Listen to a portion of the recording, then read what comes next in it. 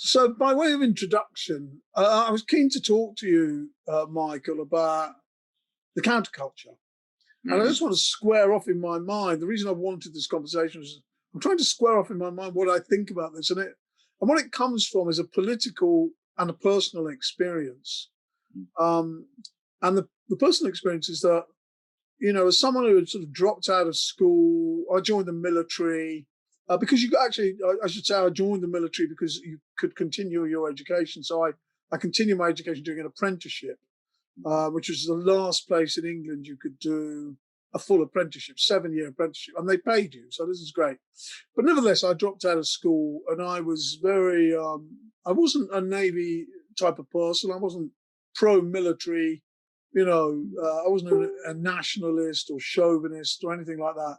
I was No, a you. education, um, but punk rock changed all of that.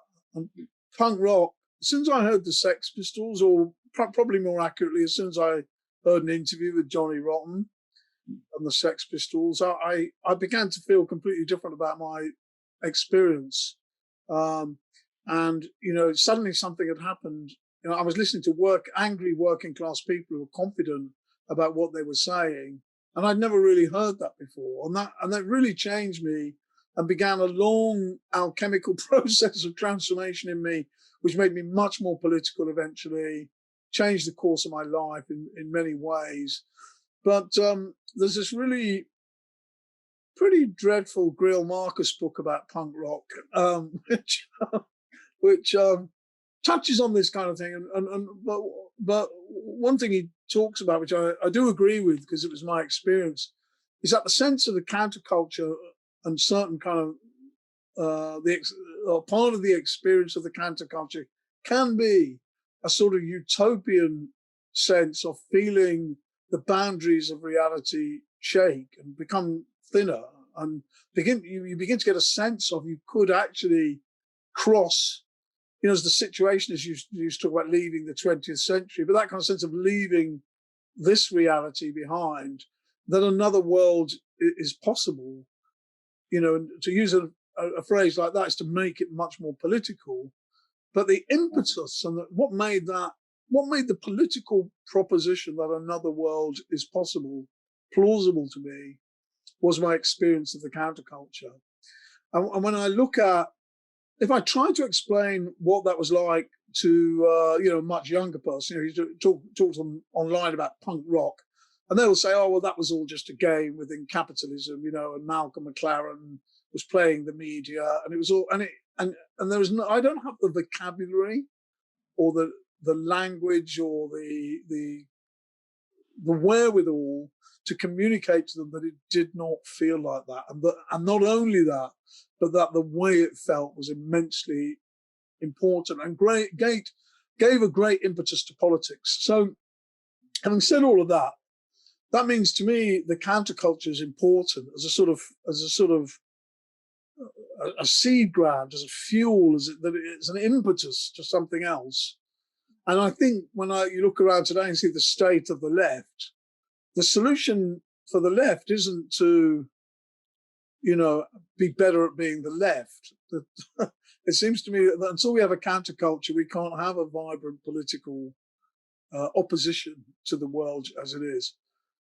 So that's kind of a long spiel by way of introduction, but it means that my thoughts about William Blake are very much in terms of he was a hero of the counterculture, and I think quite correctly. I think the counterculture of the 60s, I'm talking about before punk, but particularly the 60s, really recognized him as a precursor of what they were doing, as somebody who had a vision of this society as being a castle society, as an iron cage, and somebody whose art communicated a vision of a different kind of world, and not just in the dull sense of a politically different world with better provisioning, but a completely different kind of a way of being in the world. So that's my long intro here. So, I suppose my first question for you would be, what does that make you think about the counterculture and its role, generally in your experience? I think, well, what it makes me think about, I think about movies all the time. And I watch a lot of them. And it makes me think about the way that a work of art, an object, a book, a movie, whatever, piece of music, changes its meaning based on the time that it's in and what people are looking for in it, basically. And the fact that, I mean, there's dialectically, you can look at, there are progressive and regressive elements in all things. You could say, okay, well, the Sex Pistols are this, hokey, put together band by this fashion designer guy that just wanted to make a quick buck. And that's true, but it's also true that they had all of those progressive elements in them that were very important to that moment.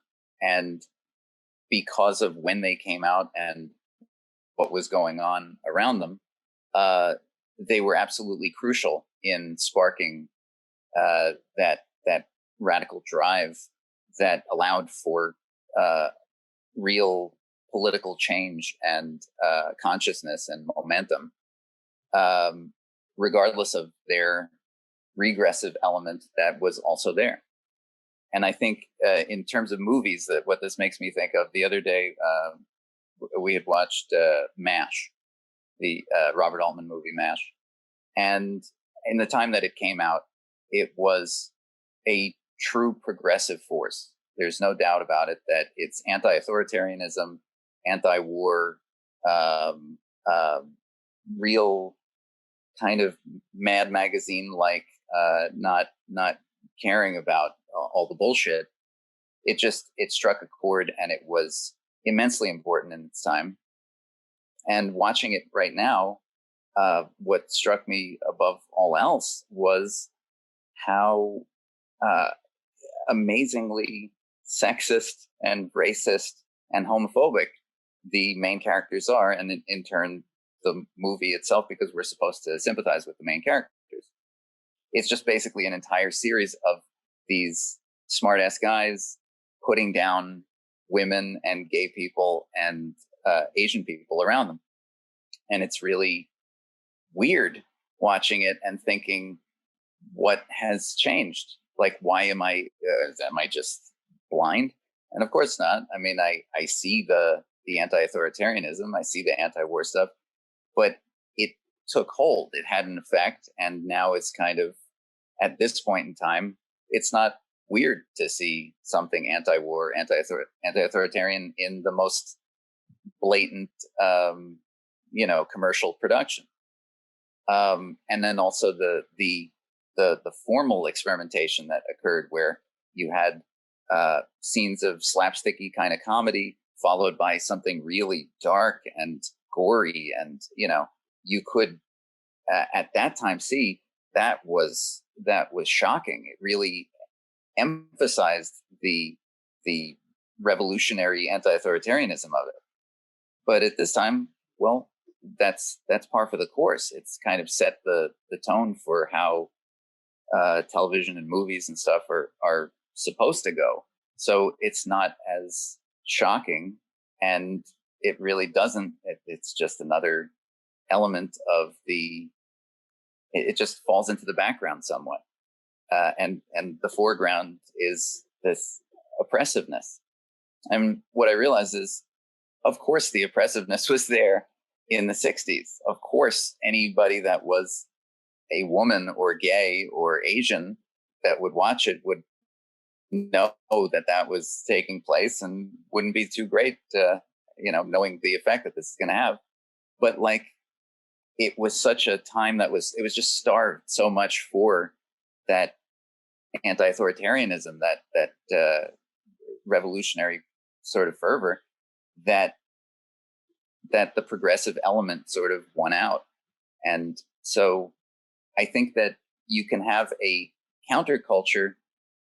It can be made of a lot of disparate elements. It doesn't have to be 100% right. I don't know that anything can be 100% right, but even Frank Zappa, is a capitalist. You know, he's never hidden the fact that he's basically a conservative, patriarchal kind of guy. And that was always there. And at this time, when we, you know, look at his what he's made, it's often very difficult to get past his sexism and his, you know, exploitative nature.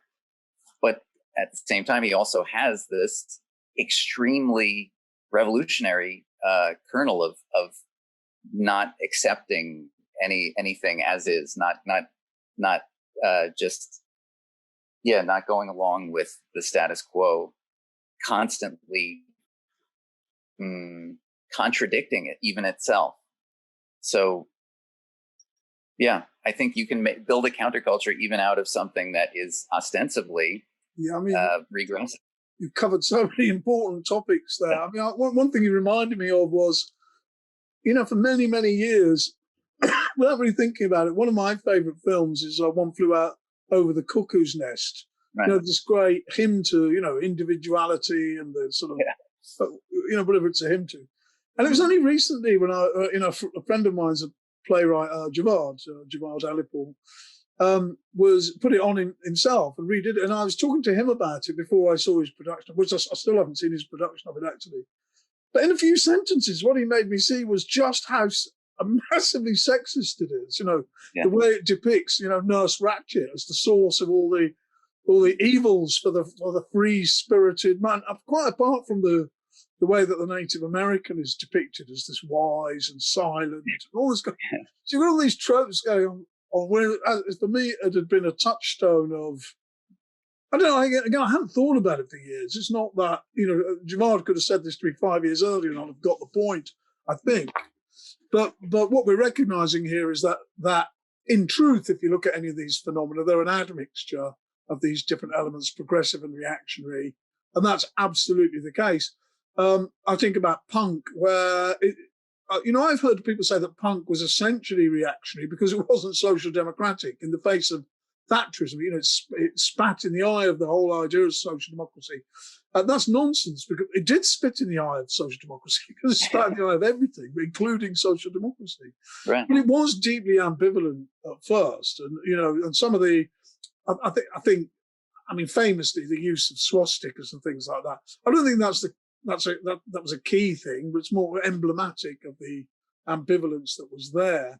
Right. Actually, in some ways, that ambivalence played out on both sides. I mean, you did see the emergence of Oi, which was the reactionary, for the most part, the reactionary element of punk, you know, refined and turned into a thing of its own. But it's also true that political intervention did galvanize that situation. I think very much Rock Against Racism as a reaction to the National Front. This is a great turning point for me. Whatever you think of, you know, whatever we think of, you know, the Socialist Workers' Party were behind that now. At the time, it had a massive impact in galvanizing that situation in a really productive way. Some of the first demonstrations I ever went on were taking sailors with me on anti-Nazi League coaches down to Brockwell Park and Victoria Park to the big anti-Nazi League festivals. But I also remember seeing Johnny Rotten, you know, supporting that kind of thing and saying, you know, and taking a really militant stance on it, which again helped galvanize and firm up the situation. And of course, the clash and so on. But in a way, that's the easy bit for us as people interested in politics to, you know, we know that history. Right. But the point is, before that politicization, punk before that, when I first heard it, was what really, really moved me. Before the ambiguity was removed, not that I'm against removing the ambiguity, but before it was removed, that's the point of contact for me at which it really moved me in a way that I think of almost in religious terms, of having seen a completely new world of new possibilities. So, while in fact all countercultures and admixture of these things, I find even things like MASH inconceivable, except against the backdrop of, you know, the anti-war movement in the US, and therefore the hippies and not the hippies really, but the counterculture that gave rise to that. It's to me inconceivable outside of that context for all of its faults, which in some ways are concessions to the TV mores of the time, and also social mores that did reach into the counterculture itself.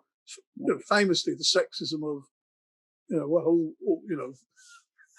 was going to name a famous, event where the Black Panthers were talking about, what is the role of women in the revolution, on their prone on their back. But actually, that could have come from anywhere. So let's not pin it on the Black Panthers because there's plenty of that going on everywhere else. So yeah, those ambivalences are there, but despite that, at the core of it is something that is more than a weighing up of the good things about it politically minus the bad things, leaves some residual. It's not, to me, it's not really about that. It's about some fundamental taking against the world as it is, which again, in political terms is we're talking about being a revolutionary perspective, taking a revolutionary view of reality. I'm looking at a clip of that new film about Fred Hampton. Repeat after me: I am a revolutionary. Feeling that kind of revolutionary impulse. Right. But it's more than merely political as well. That's what I want to say here. So that's the irreducible core of to me, the countercultural experience. I think too, it has to do with what people are starving for, what they need. People who need something will take it from even something that is ostensibly not really much at all. Like, I'm just thinking of like rock and roll. When rock and roll first started, you have people like Little Richard who are just phenomenal and just remain phenomenal forever. And then you've got people like Bill Haley, with Rock Around the Clock. It's basically, this is a middle-aged white guy that's kind of not fantastically interesting. The music's not fantastically interesting, but the time in which it's coming out is so starved for anything new and real and young and useful that it's taken as a kind of an anthem for young people at the time, and it has this revolutionary potential, even though ostensibly there's not much going for it. And I think that a big part of counterculture has to do with what people need. It's not really as much about necessarily, this is all the right elements that creates this thing, and then that sparks off a counterculture. It's more like the culture is dying, and people are just starved for this energy, for this entirely different way of living, and they see it in even the smallest little kernel of possibility, and it grows from them. I think that in many cases the counterculture is created by the people more than even the culture that is upheld as such a big part of it. Yeah, I mean, one aspect of that, you mentioned, young, you used the word being young. And there's this sort of sociological view of these things, sort of Dick Hebdige and post that kind of thing. I'm on this group on Facebook which discusses subcultures, and it's more than 95% academics who literally just discuss, and some of them very, very nice people. I'm sure they're probably people and I know. But nevertheless, it's a morbid and necrophiliac kind of vibe going on in there. And I wonder, so some people say, rock and roll and the counterculture started really because young workers had freedom and a salary for the first time. And I'm sure that's an element of it, but they have that now, and there isn't the same kind of counterculture. Yeah. And I wonder what the difference is, without getting into sort of a political analysis of the crises of capitalism. That the need is always there, right? But I was going to say, but the vision isn't there. But I didn't have that vision until I saw punk rock, and it was like all the lights turned on. There was something in me that was primed to respond in that way, Right. But until the object that was put in front of me, I didn't. That hadn't happened, and it Right. was massively transformative to me. I don't know, because if you look at the world today, and our world, the people we know, and the West, and look at the States and the UK, politically it's dismal and utterly reactionary in a way that would have been inconceivable to me 20 years ago to think this was the way it was going to go. Yeah. If someone had have argued in a meeting that it would be impossible for it to go that way, I would have argued against them, but without real conviction, because in my mind, I couldn't imagine it could get this bad.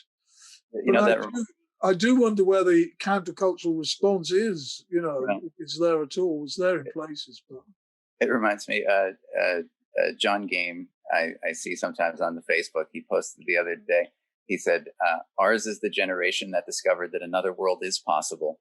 Unfortunately, it turned out to be unimaginably worse. I thought, yeah, I think it did go that way. And yeah, it's horrifying, particularly at the moment in places like the UK and in the US, where the far right has taken over to such an unimaginable degree, where, I mean, there is no left-wing televised news. You can't go on the BBC and get something like Approaching Reality, where in the UK at the moment, everybody that is in the major parties, that's in a major position of media, is pro-COVID.